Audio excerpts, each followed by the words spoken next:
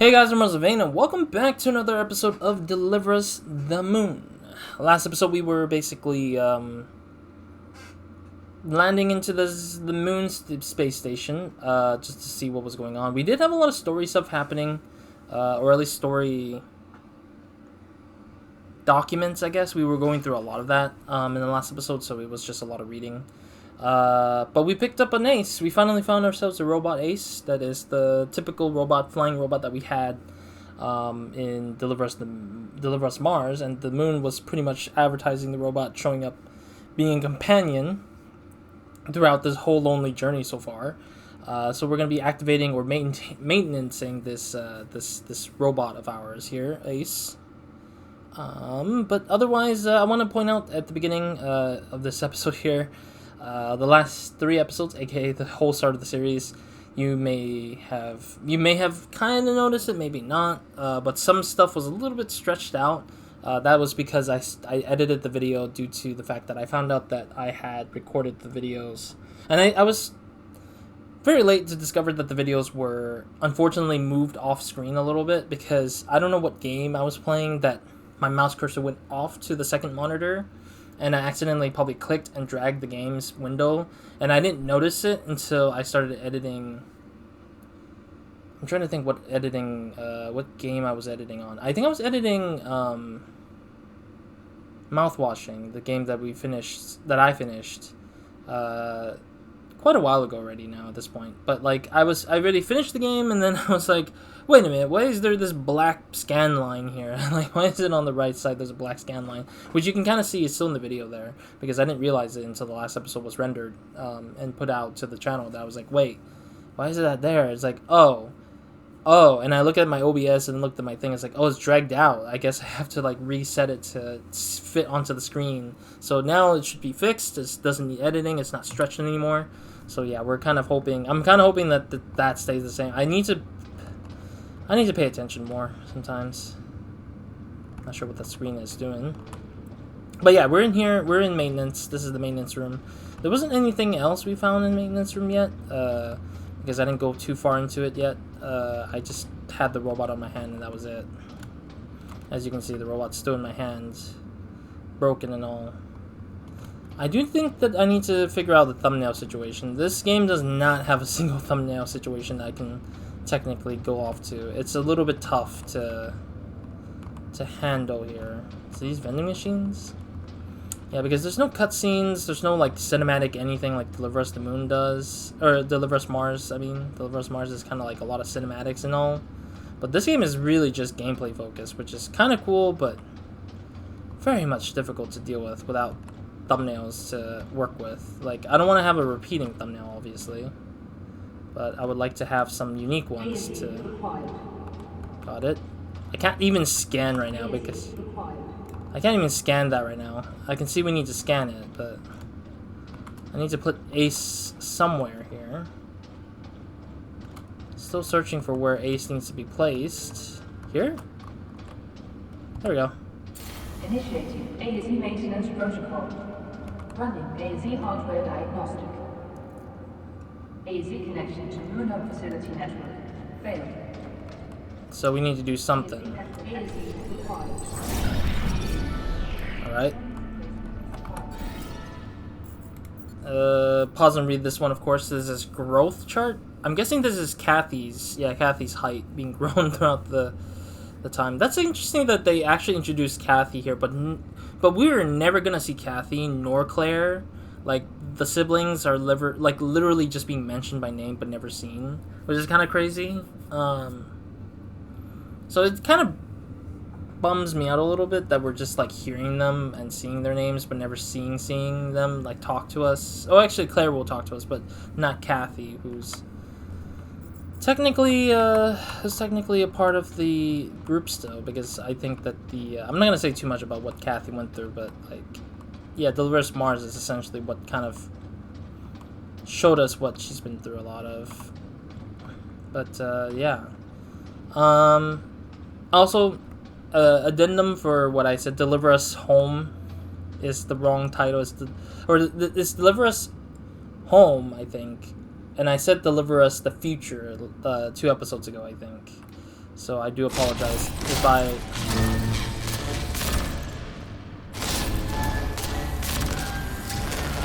do apologize if I got the name wrong, because I honestly I feel like Deliver Us the Future sounds more appropriate, but that sounds like it's a closure. Deliver Us Home sounds like there's gonna be more to it at some point with the Deliver Us series, I think.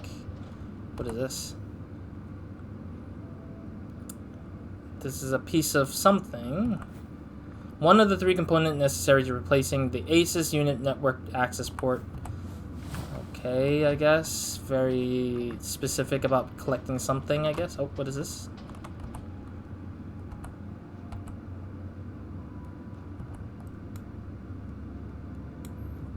I'm guessing we're supposed to... Is a sign to say that we had to flip boxes open to find parts for the network port, maybe?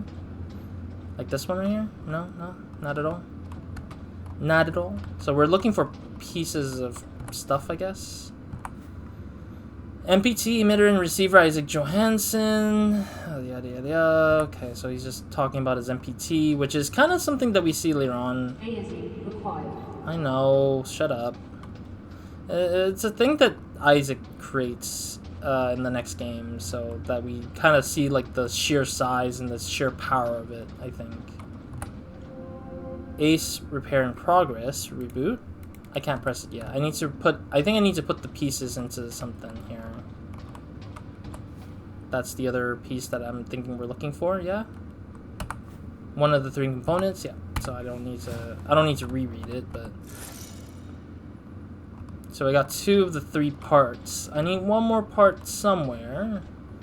This door's blocked still. It looks like it's gonna require ACE to power something on to open it up. What is this? ACE keeping memories. Save how to play back the recorded memories. 1. Return to the location of recording. 2. Activate any authorized ACE unit. And 3. Watch the memory come to life. I don't know why I say united. Watch the unit come to life. Okay, so where would the last part be?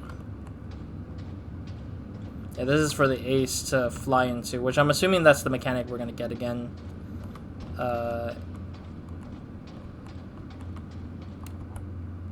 Oh, I can't flip this anymore. Oh, no, never mind, I can. I just needed to get closer. Not sure what that is yet. It's just sitting there nice and pretty. Maybe it's up here?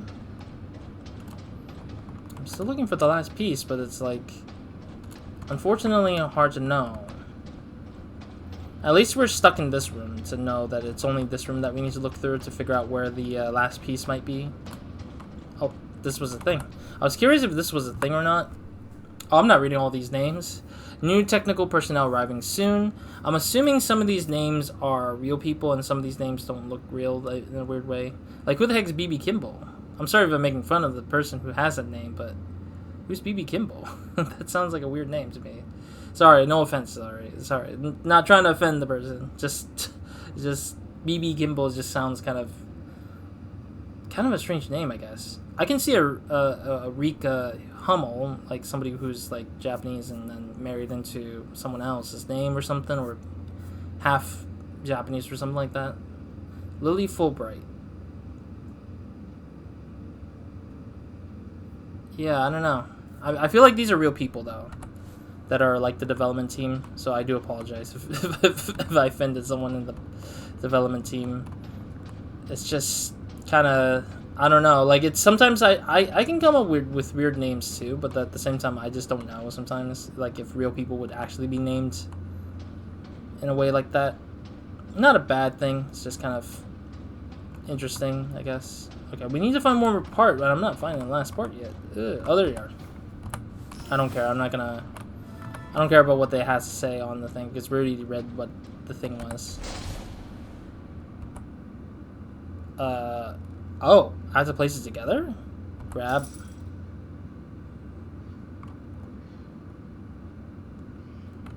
Oh, no, it's tab to go back. The controls are a little bit weird here. Yeah, this is it.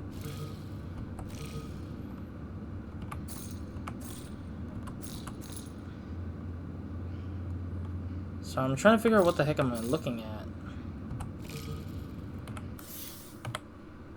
I can't press escape in a weird way, so I'm just like kind of dumbfounded. Okay, let me see.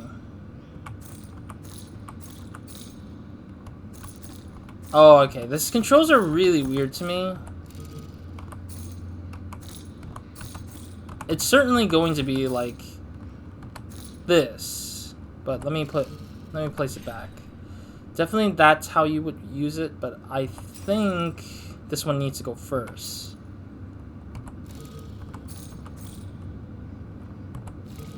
I need to probably rotate it like this. No? Oh, no, I see it. No. There we go. That's the first thing. Next is this thing. I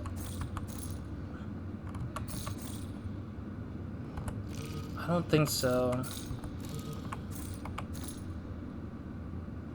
I think it might be the middle one next, because it seems like it's... Yeah, this is the one that needs to go next.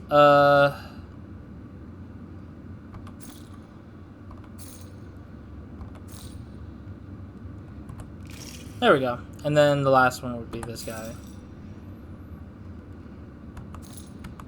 I mean, it is interesting to see a really interesting, like to place everything together is kind of cool. What? ASE network access port replacement successful. ASE connection to moonhub facility network established.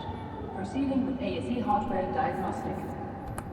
Yeah, ASE thruster status defective. Full thruster replacement is advised. Wait, so I had to go and find more parts for the robots, specifically for the thrusters. So I had to rotate it to fix its backside, I'm guessing, or side. Great. I think it's cool to actually be able to interact with the robot in a way you get to rebuild it. But at the same time, it's really tough because there's just...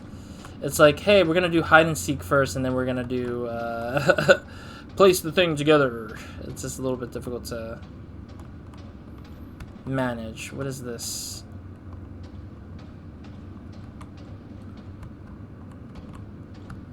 Am I supposed to pull the lever? Well, we need an ACE for that, I believe. Because the top portion of that thing up there is ACE related. Can't even read that article. What does it say?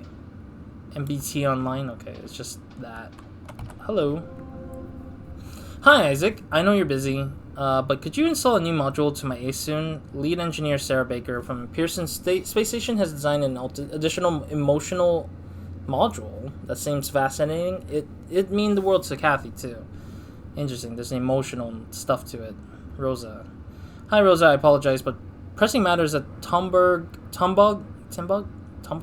requires my full attention for the next few months. Besides, you know how dearly Kathy wants an ACE of her own. She hasn't stopped asking for one ever since she was asking for one ever since you showed her yours. Oh god, the wording is just how are her growth results, Isaac? Hi, Isaac. Of course, our duties come first. As for Kathy, I need to be honest with you. The test results are in, and she's not at all growing like a girl her age should. I worry for her health, Isaac. Maybe she was better off on Earth after all. Please, at least consider the program, Rosa.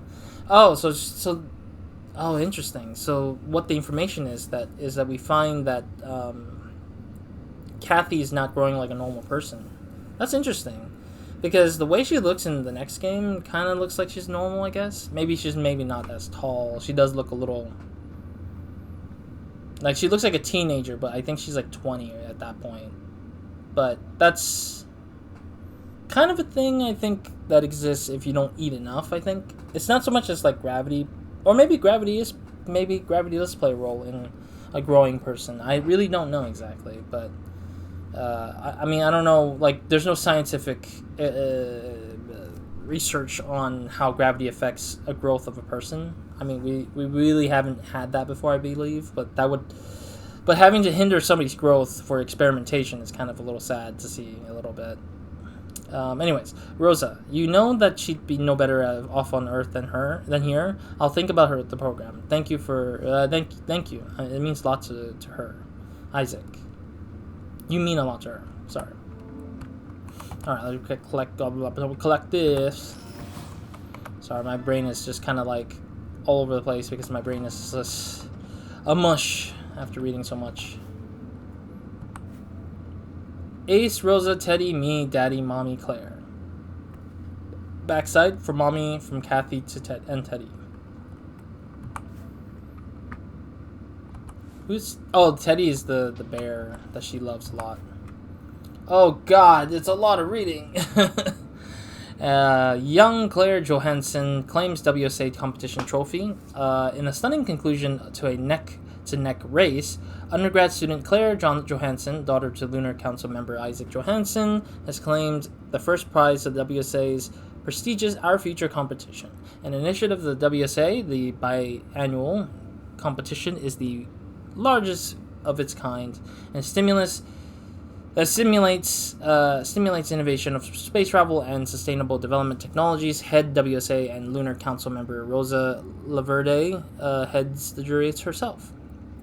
It's kind of interesting to say, before I go on here, it's kind of interesting because Claire isn't really technically a scientist, and she didn't study to be like those aerospace engineers kind of thing. Like, even though a lot of it is just like her being a astronaut and a person who can operate like space technologies, but she's not one who's building them. Like in Deliver Us Mars and here so far, none of them have said anything about how the future generation is learning to build like Isaac or build like Rosa. Instead, a lot of it is just, hey, we know how to go to space with technology. It's like, what happened to all these people who needs to be passed on the knowledge of building space technology, you know? It seems like it feels like Isaac deliberately tries not to share any of his intellectual ideas of how to build things to his kids, to his daughters, which pisses me off a little bit still, that even in Deliver Us Mars, it kind of, I didn't think about that at that point, and I'm just I'm a little bit sad that this person is such an ass, and he's still such an ass here too. He's such a bad person to these people. It's like, why aren't you just sharing these knowledge? Even if there's documents laying about, I feel like it's still not enough sometimes. He's not teaching. He's just letting them just examine it and then leave it at that. Claire Johansson's entry testifies of brilliance rarely seen at her age, commented Dr. Verde on Johansson's design. The efficiencies and durability of her rocket design is exceptional and stands out from the rest. See, it says that Claire was the one who built a very efficient and exceptional rocket, but did she ever get to build the rocket? I still don't even know. I don't even know, because I didn't pay attention enough if she did build stuff in Deliver Us Mars, but even then, I'm not gonna try to spoil it, but it's just kind of devastating. As part of her prize, Claire Johansson has received an open invitation to join Dr. Rosa Laverde's research team on the moon, but in a remarkable turn of events, young Johansson has expressed no interest joining. Unprecedented Dr. Laverde remarked. Oh, I see. I didn't realize that was a period. No interest in joining. Period. Unprecedented, Dr. Laverde remarked. That is... Ooh, there's a moon little thing. 37 to 47, you're still my center of gravity. Much love, Liz. Don't know who Liz is. So you're saying that... So they're saying that Claire made her choice not to continue into building rockets? That's... Okay, so I guess maybe that is the point, because we never got to hear what her point was to why she... But we do know why. We know the why in Deliver Us Mars, but we didn't know what had happened in the moon. So the moon kind of told us what happened to Claire and why she didn't join the building stuff, maybe, because it's kind of obvious there, I guess, but... It's kind of sad. She's just not willing to accept what that future may be. It's a lot of parts. No, this one has 2 pieces of indentation that's jutting out, so... no. I wanted to get rid of that. So it's gotta be this one first. No, not this one. This, I just realized this one is a thing. Okay. That way... No. This. No? Am I missing something? I guess it's not this. Is it truly... Oh, damn it. Pressed tab twice by accident. Is it truly this one? No, it's not. I know it's not. I'm pretty sure it's this one. Or maybe it might be this one, I guess.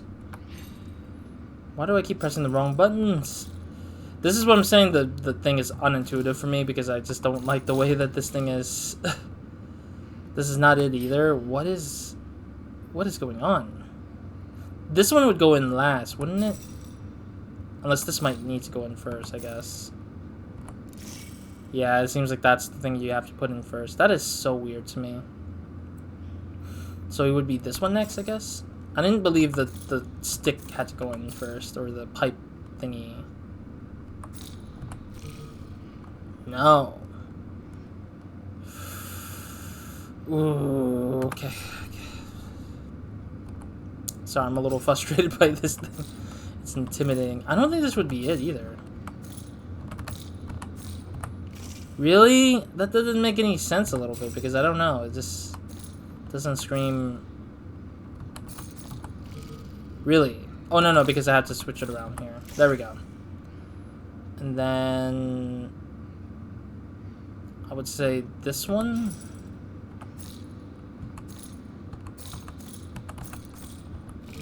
No, I wanted to. There we go. There we go. And then this one. And then last but not least, this one.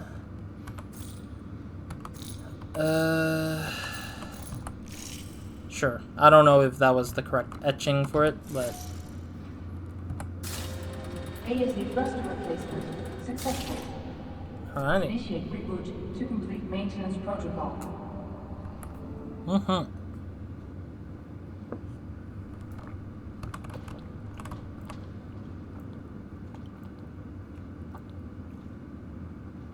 Excuse me as I try to sit there for a little bit to get the thumbnail for the episode because it seems like we're working on this for the full episode. Oh, actually, this could be the thumbnail, I guess.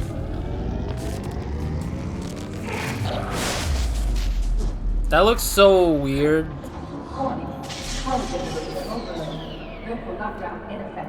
What? That was kind of weird too because I wouldn't expect the ASE to be booted up by electrifying it like that, but sure. Honestly, I think that, honestly, I want to say something. I want to say that the checkpoint in this game sucks, though. I actually wanted to point that out, because when I started this episode, it booted me all the way back to when I entered the moon for the first time, so it kind of didn't start me off when picking up ASE when I did earlier, so I forgot to mention that earlier, so... But at least now we have ASE, who's now active.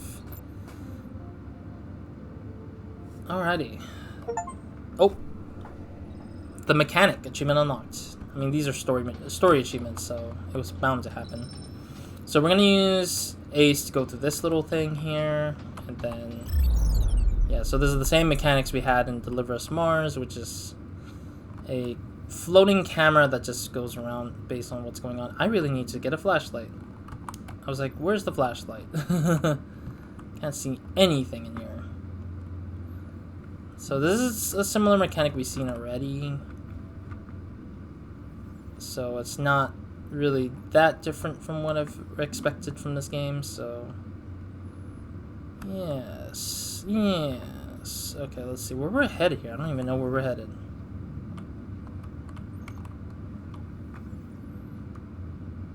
I'm guessing this is that one room that we were in a little bit. Yeah, right here. This is the thing we saw.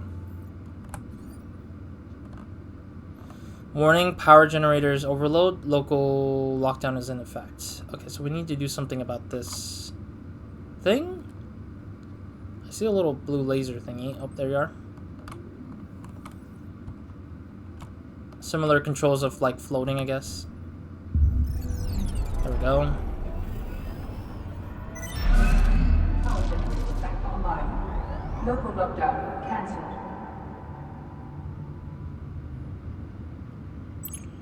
Guessing it's a hologram thing. Alright. Kind of strange that when I turn on the flashlight for the robot of Ace, I have my character's flashlight on for some odd reason. That's so random. Okay, anyways, let's check up this hologram here. Let's watch it. Claire. This is Isaac. Hi. A father's plight. I'm not sure if this message will ever reach you. I don't think it will. But I'm trying anyway. We haven't spoken since the argument about Kathy. I want you to know that she's safe and well. This message will be the last you'll ever get from me. Wow. Or from anyone else up here. It's probably something you'll never understand. The hell? Hell, I bet you do. If someone ever finds out what happened here, know that I did it for her. For your sister. To give her a chance.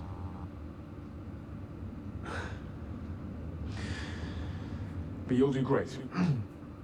You'll do great things. Take care. And, I love you. I wish I'd said that more often. Back when you still called me Dad. Goodbye, Claire.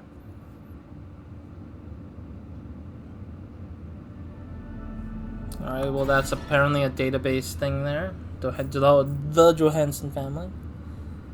What is this? Yeah, what is these buttons on the side here? I'm so confused with this a little bit. Oh, I see. It's a call out to the robot to come closer to me, I guess. Okay.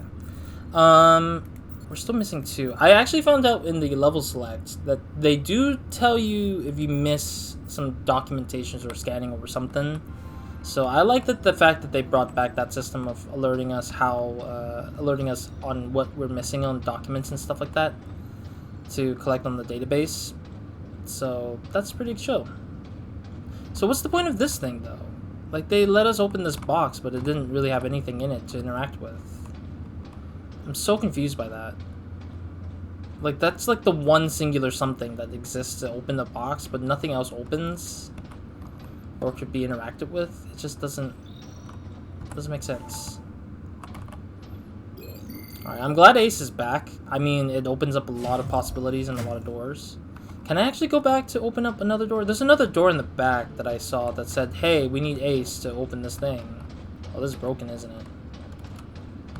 Yeah, this is a broken thing. Okay, so we're just gonna have to live with what we got here. Alrighty, let's keep it moving then. Oh, jeez. That was random as heck. Still no trace. This just doesn't feel right. Alex, scan for data history. Alex. There's a recording. Rolf, come in. I think I've got something. I found a recording from the 23rd. That's what, 2 days ago? Are you sure? Yeah. Can you see it from up there? I think so. Go ahead. Alex, project hologram from September 23rd, 2054.